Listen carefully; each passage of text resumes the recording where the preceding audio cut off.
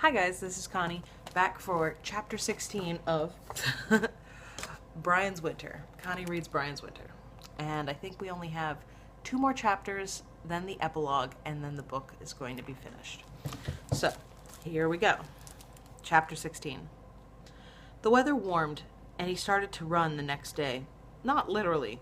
It was all he could do to walk fast in the snowshoes, but in the sense that wolves run. He decided to see more, be more, and not spend all his time in the shelter just living between kills and looking out the door now and then. He wanted more, and the snowshoes and some new confidence made him free. He took his war bow and lance and deerskin quiver of arrows over his back, a propane lighter, and enough meat for the day wrapped in a hanging pouch of deer hide, and ran the way wolves ran, coursed just to see what he could see.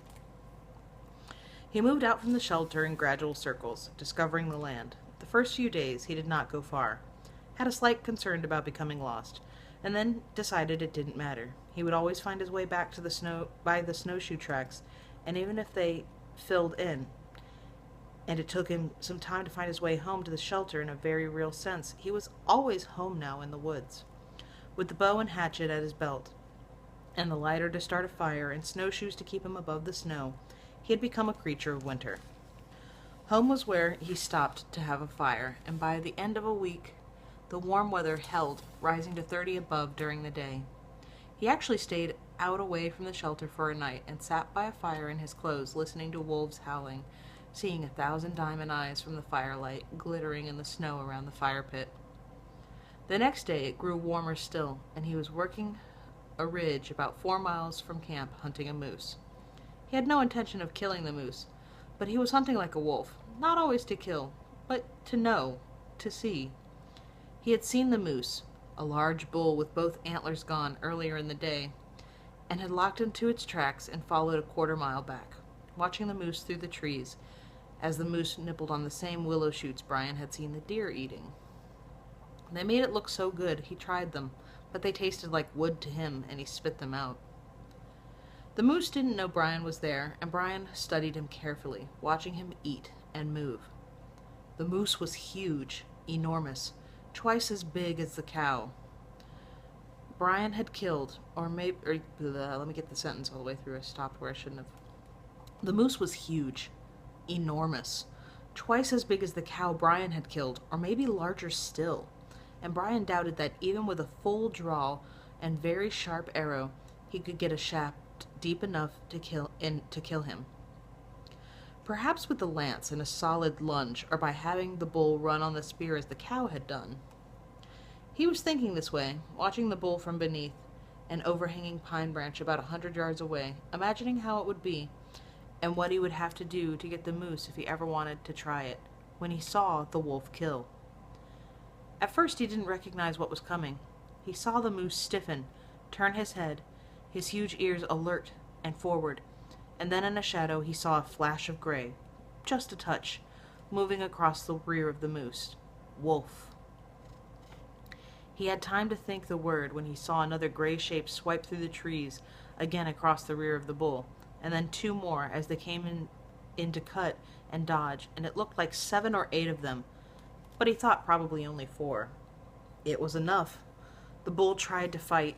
He slashed with his front hooves and kicked with his back, swinging and swiveling to meet the antlers. But they kept coming from the side, and in slashing attacks aimed at the bull's back legs and rear end. They pulled at the hamstrings, cut at the back legs until the bull couldn't stand, and as he caved in and settled on his rear, the wolves became frantic and started tearing at his rear end, opening the bull while he was still alive, ripping at the rear leg muscles and the anus, each bite opening the wound more until the blood was all over the snow, and the wolves were covered in it. And they ate him that way, pulling at his rear while he still lived, pulling his insides out while he tried to pull himself away with his front legs, until he was at last too weak and fell forward. Still alive, still living while they ate him. Brian wanted not to see it. He had thought killing with the arrows slow was, and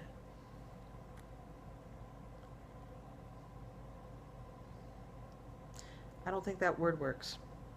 He had thought killing with the arrows slow and bad. But this? It was nothing like this. I think that's a typo. He had thought killing with the arrow slow was bad, but this, it was nothing like this. The wolves were crazy with the smell of blood, and from the hot intestines they pulled from the living moose. And the bull took forever to die. Never died, just kept sinking down and down while the wolves ate him alive. Brian shuddered. He had seen the wolves before and had never felt fear. He had not thought they would ever attack him, but if they did, if they came in like that and pulled him down, he looked away and shook his head. They would not attack. They hadn't yet. They had plenty of opportunities. They ate deer and moose, and hopefully not boys. But still, as Brian left them eating and moved quietly away, still he kept an arrow in the bow and his fingers on the string, and kept looking over his shoulder back at them, pulling at the bull and gorging on the warm meat. And later that night in the shelter, he sat by the fire and wondered how it could be so horrible, how nature could let an animal suffer the way the moose had suffered. The wolves were just being natural, and he understood the need to kill. He would himself die if he did not kill.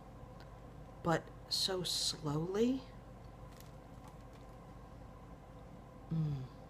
He stared into the flames for a long time, thinking of it, and thought he would dream of it when he slept. But he didn't. Instead, he dreamed of home, of sitting watching television with his mother and father, and when he awakened it was well past daylight, the latest he had slept in some time. He went outside to the bathroom, and the weather was so soft and warm, he didn't need his parka. A warm day in December, and he turned back to build a fire and boil meat when he heard 2 trees explode some distance off.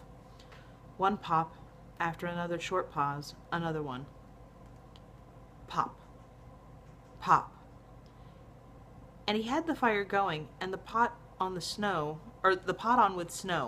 and meat set to boil, when he realized what he had heard, or what he hadn't heard. It was too warm for trees to explode. And that's the end of chapter 16. And I think you guys know what that means. So, I will see you next time. Be careful with that. Enjoy, please, and thank you.